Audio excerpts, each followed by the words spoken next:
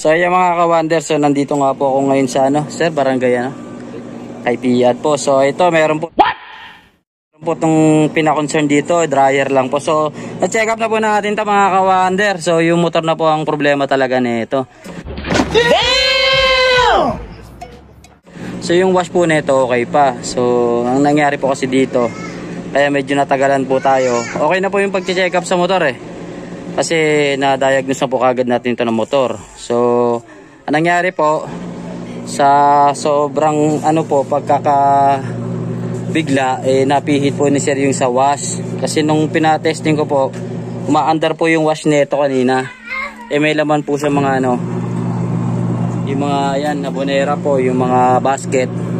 Pagpihit po kanina, nakasaksak po, di umandar po na may laman. So ang nangyari po, napihit po rito ng hindi sinasadya dito po sa wash po, sa timer ng wash. So nung tinesting na po uli namin, ayaw na pong gumana. So na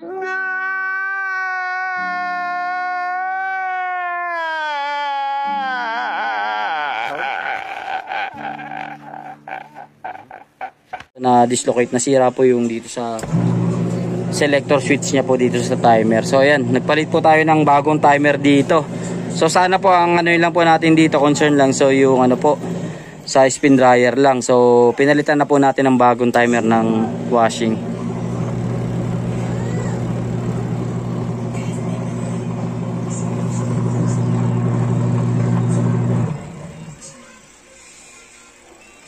A few moments later.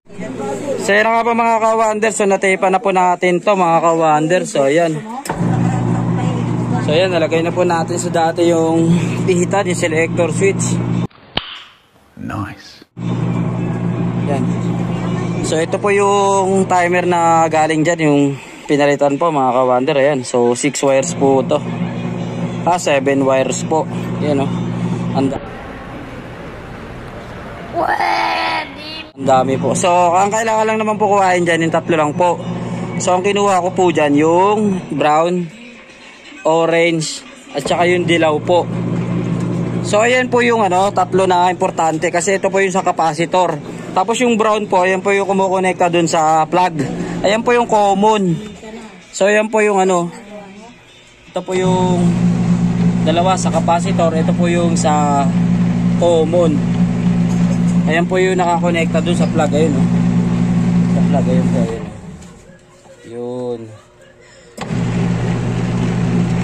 So okay na po ito mga ka-wonder. So oh my God! Wow! Kakabit ko na lang po itong takip at lalagyan po itong plastic. Okay na po ito mga ka-wonder.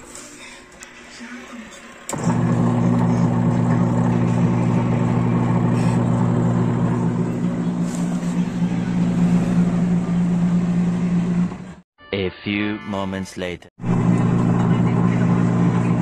So yan nga po mga ka-wonder. So nag-testing po uli ako ng last. So final na po ito mga ka-wonder. So yan, so may pahabol pa po rito na electric fan. So ma-under daw po ito mga ka-wonder. So ang concern nila ma'am, ano po ang concern dito ma'am? Hindi siya nagsiswing? Sila ma'am, sir. Uma-under daw po ito So testing muna tayo mga ka-wonder.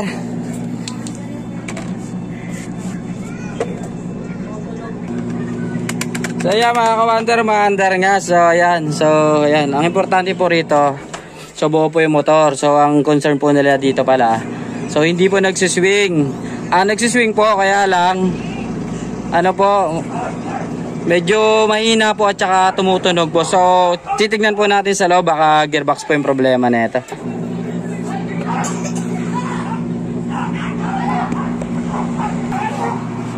So ayan mga ka-wonder, so okay na po itong washing. So update ko na lang po kayo mamaya pag nagawa ko na po itong electric fan.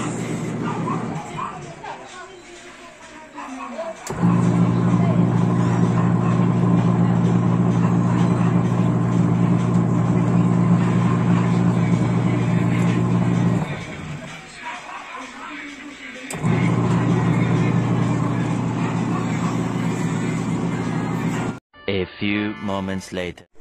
So yeah, mga ka-wonder, so ito nga po, ito medyo kakaiba na naman po itong na-encounter natin.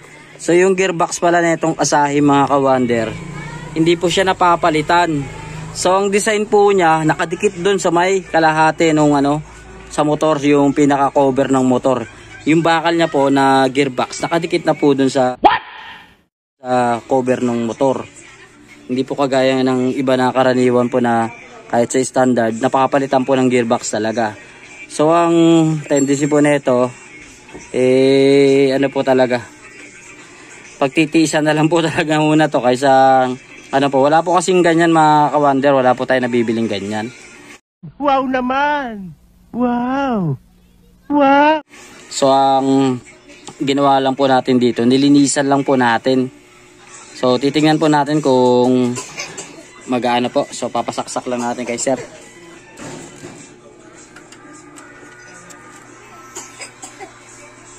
So ayan mga ka-wonder, so umiikot naman po siya. Kaya lang ang concern po dito nila ma'am ni sir, ayan po si sir. So pagka nakalagay na raw po yung mga cover, yung LC, ayan medyo nanginginig po. Meron pong portion na ganun po ang nangyayari. So dumudulas po siya. So hindi pa naman po masyadong pudpud din yung mga ngipin niya yan dyan sa gear. Kaya lang ang nangyari po kasi, ang dumi na rin po. So ang dami pong karga ng yung tawag niya ito, yung ba yun sir? Yung grasa nga po. So nalagyan nga daw po ni sir ng grasa. So hindi po advisable talaga na magkarga po ng maraming grasa. Okay. Grasa kasi isa rin po yan sa nagpapadulas dyan sa mga ngipin ng yung gearbox. So ayan, pag nagkaroon po siya ng grasa, nagkaroon po siya ng alikabok, pag tumigas po siya, magiging parang po siya, hams. Ayan, tatalon po siya dun sa portion na nag-ipon-ipon yung dumi at saka yung grasa. So imbis na po kakagatin niya yung mga ngipin ng sa gearbox, hindi po siya iikot kasi nga po dudulas, tatalon lang po yung gear niya. Ayan So ayan, medyo umiikot nga po siya, nag-swing kasi nga po wala pa pong cover to. Wala pang LC, wala pang takip. So susubukan po natin. So ayan, papatanggal na po natin kay sir yung saksak. So ayan, bubuuin ko na po mga ka-wonder. A few moments later.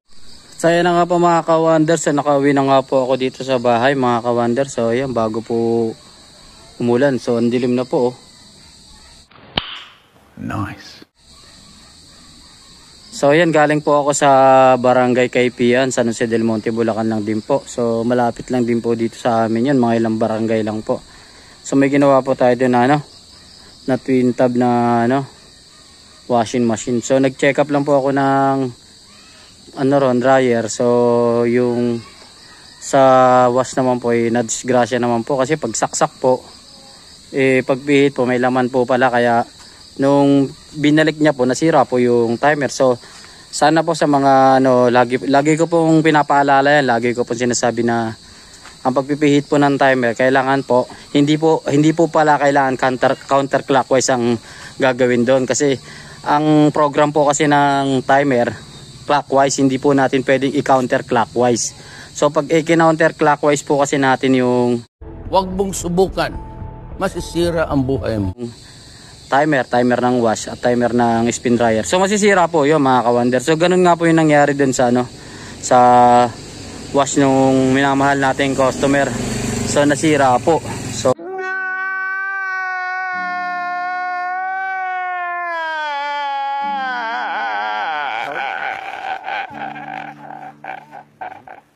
So hindi po sinasadyang mapihit ng kasi nataranta po kasi si sir, kaya bigla niya po napihit pabalik na counterclockwise niya po. Kasi may laman nga po na mga basket, mga tabo, mga damit-damit na Kaya nung sinaksak po umandar, maingay po. Kaya nung biglang pag-andar po niya, umingay po, binalik po niya. Kaya nasira po.